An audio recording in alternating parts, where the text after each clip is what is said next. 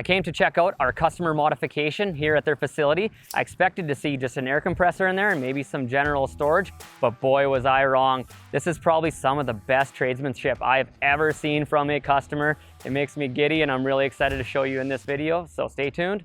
Hope you learned something.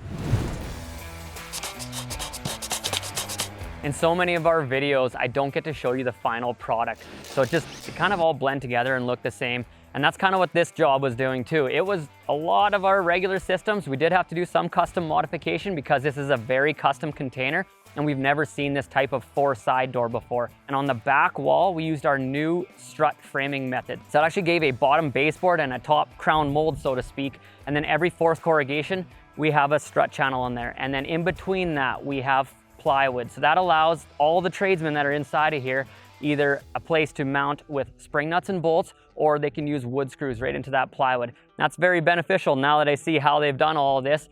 A few of the other things we did here is we've used our container door flashing kits on all of the doors, and we've actually decommissioned the shipping container doors that are on the end because that's where power is coming up into this thing. We've also added the man door on the end wall and then did all of the electrical inside of this thing. So we put the exterior junction box, which unfortunately didn't end up getting used. We got that running right into the breaker panel, and that feeds all the lights and the plugs all along that back wall. So without further ado, let's jump inside of this container and check it out because all the equipment inside of here is very exciting.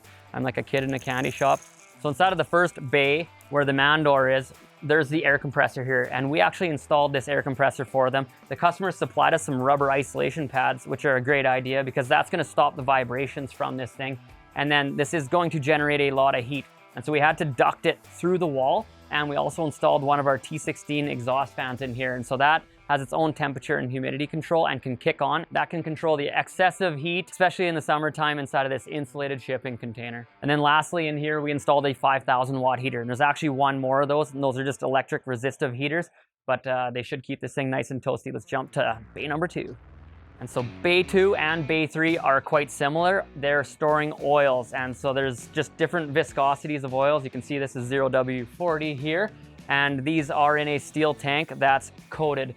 These are a really cool tank design because they're their own skid by themselves, but they can actually have a full IBC tote on top of here. And with the cam lock, they can just gravity fill these things. And so there's about 2,200 liters inside of these steel tanks, and then they can have a 1,040 liter IBC tote on top of that. So there's a large volume of liquid being stored inside of here, and that actually gets really heavy. I wanna show you something down low between the posts on both sides here. We actually have a 1-inch pad. So these are a different version of our container pads. And then on the ends, underneath the corner castings, there is our container shoes. And so this thing, with all this weight inside of here, was sagging, and so that actually mitigated that. So this is all in a nice level concrete pad, and now we don't get the sag because with all this weight in here, with these doors, they weren't operating efficiently or effectively. So if you're doing a modification on the side of a 40-foot shipping container and you're hampering the structural integrity of it, you might notice that as well, especially if you're putting heavy objects inside. And that's very intelligent way actually to support this, especially on concrete, is if you had the container shoes, which are about a 1/2 inch, and then the container pads staggered in between, you're actually gonna perfectly support that nice and level all the way across, and then at least your foundation's taken care of. And all you have to worry about is structurally reinforcing your header. So let's jump over and check bay number 3, which is gonna be very similar, but we can talk about the pumps. So these Graco air-operated pumps actually don't utilize electricity, they utilize air to pump.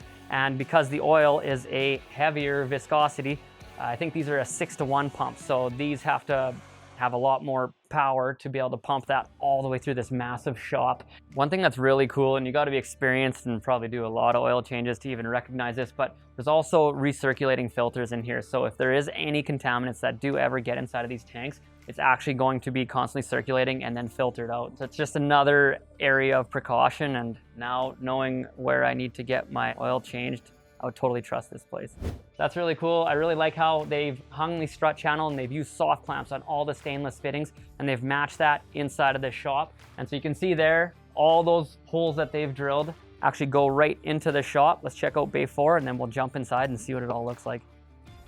So here you'll see the tanks are a different color. These are stainless steel tanks, and they're used to store both solvent and coolant.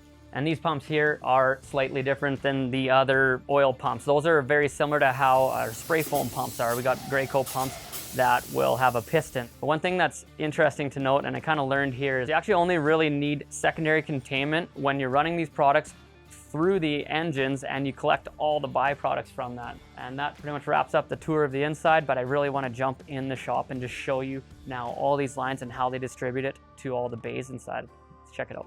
So all of the fluids exit the shipping container and they've cored through this concrete wall, and this is where they enter inside of the building. And then all this piping, I love this. They've mounted strut channel on the wall here, and they've used these soft clamps. So for this stainless piping, it rips all the way through the building. And then at a bunch of different locations, they got their reels and their meters, and they can service all the equipment that's inside of here. Couple other cool things to show you outside is we got our LED light fixtures. There's 2 of them, and we're able to take advantage of the space between these doors. And we also went down low with our intakes. These 10-inch intakes, 2 of them pair with that T16 exhaust fan nicely.